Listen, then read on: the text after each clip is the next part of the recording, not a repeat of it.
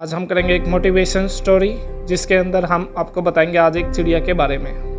एक चिड़िया थी जो कि क्या कर रही थी, एक पेड़ पर बैठकर एक चिड़िया एक पेड़ पर बैठकर क्या कर रही थी, कुछ बोल रही थी।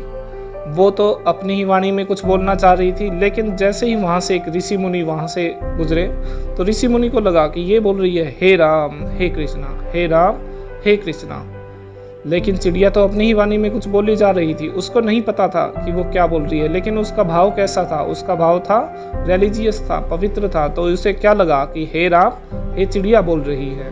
वहाँ से एक दुकानदार गुजर रहा था। जैसे ही दुकानदार वहाँ से गुजर रहा था तो दुकानदार ने ऋषि मुनि से बोला कि हे गुरु, ये नहीं बोल रहा है, ये हे राम हे कृष्णा नहीं बोल रहे, ये बोल रहे धनिया अदरक, धनिया अदरक। बोले ऐसा कैसे हो सकता है? बोले अरे ये यहीं बोल रहे हैं। क्योंकि उसका भाव कैसा था दुकानदार का, उसको सारा दिन काम कर करके धनिया अदरक ही दिखता था, तो उसे कैसा दिख रहा था, धनिया अदरक ही दिख रहा था। इतने में एक भिखारी वहाँ से गुजरा।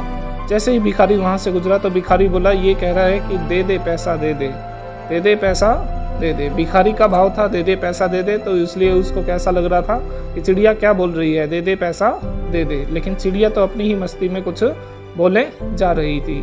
फिर वहाँ से एक जिम वाला व्यक्ति निकला जो कि कसरत कर रहा था। कसरत करते हुए व्यक्ति ने बोला कि ये कह रही है कसरत कर स्वस्थ बन, कसरत कर स्वस्थ बनता जा। और इस तरह से वो बोलता गया।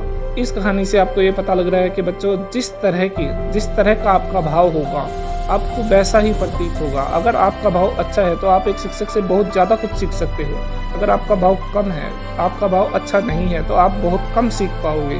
तो आपका भाव अच्छा बनाइए और ज़्यादा से ज़्यादा आप हर एक वीडियो से, हर एक टॉपिक से ज़्यादा सीखिए, हर व्यक्ति से सीखिए। जितना आप ज़्यादा सीख सकते हो सीखिए।